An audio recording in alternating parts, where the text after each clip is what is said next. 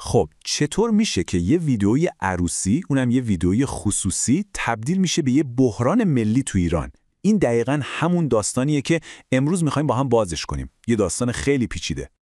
ماجرا رو قراره تو 5 بخش اصلی بررسی کنیم. اول از همه میریم سراغ خود اون ویدیوی عروسی جنجالی.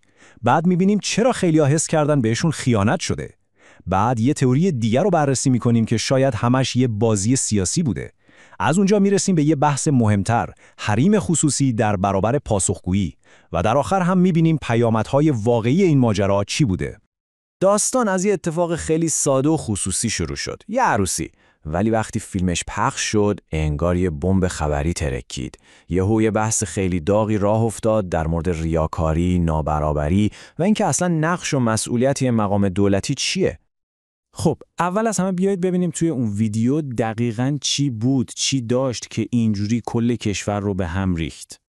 ببینید ویدیو مربوط به عروسی دختر علی شمخانیه. شمخانی کیه؟ یه مقام خیلی بلندپایه، عضو شورای عالی امنیت ملی. محل برگزاری عروسی یه تالار فوق‌العاده لوکس و مجلل بوده.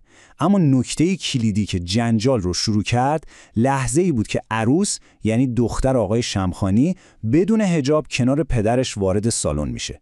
این تصویر یعنی یه مراسمی انقدر مجلل با یه مقام ارشد حکومتی تو مرکز اون، یه تضاد خیلی عجیبی با وضع زندگی مردم عادی داشت که با مشکلات اقتصادی دست و پنجه نرم میکنن.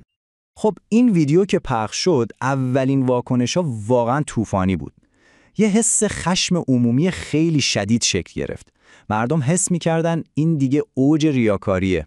بیایید ببینیم چرا. فکر میکنم این جمله‌ای که از یکی از منابع برداشته شده خیلی خوب اون حس سرخوردگی عمومی رو نشون میده.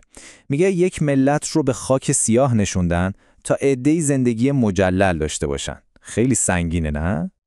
اینجا تضاد اصلی خودش رو نشون میده.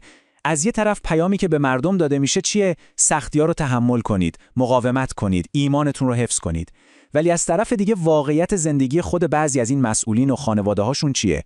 عروسی‌های مجلل، بچه‌هایی که تو کار نفت هستن و کلاً یه سبک زندگی لاکچری.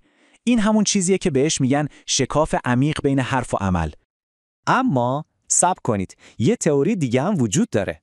یه عده میگن اصلا داستان این خشم مردمی نیست. میگن کل این ماجرا یه بازی سیاسی حساب شده بوده برای منحرف کردن ذهنها. یعنی چی؟ نکته عجیب اینجاست. بعضی منابع میگن این ویدیو اصلاً جدید نیست، مال 2 سال پیشه. خب سوال اصلی اینه، چرا الان باید منتشر بشه؟ این زمان بندی خیلی مشکوکه و باعث میشه آدم به انگیزه های پشت پرده فکر کنه. طرفدارای این تئوری میگن چند تا انگیزه احتمالی وجود داشته. یکی این که میخواستن شکست مذاکرات برجام رو بپوشونن. یکی دیگه این که حواسا رو از قیمت دلار که سر به فلک کشیده پرت کنن، یا مثلا رسوایی یه وزیر دیگر رو مسمالی کنن.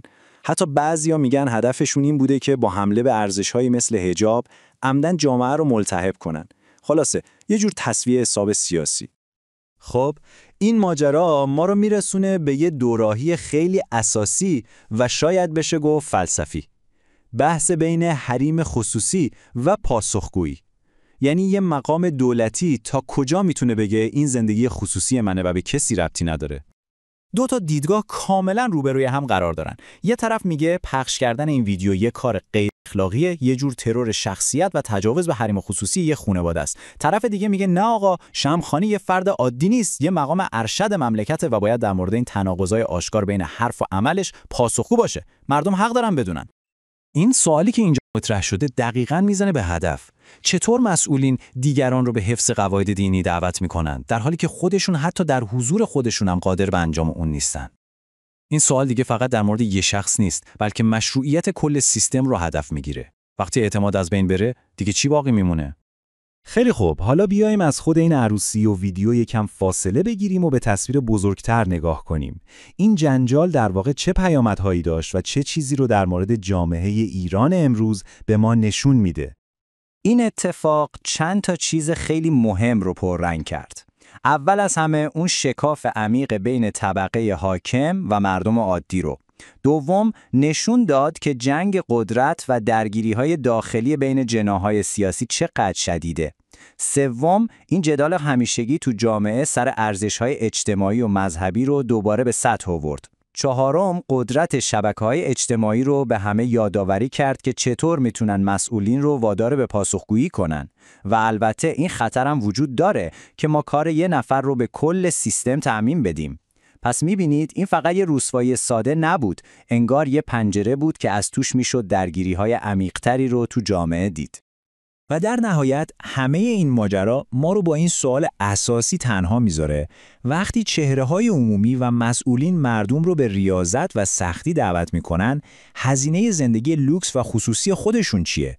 شاید هزینه‌اش همون اعتماد عمومی باشه که بزرگترین سرمایه هر حکومتیه.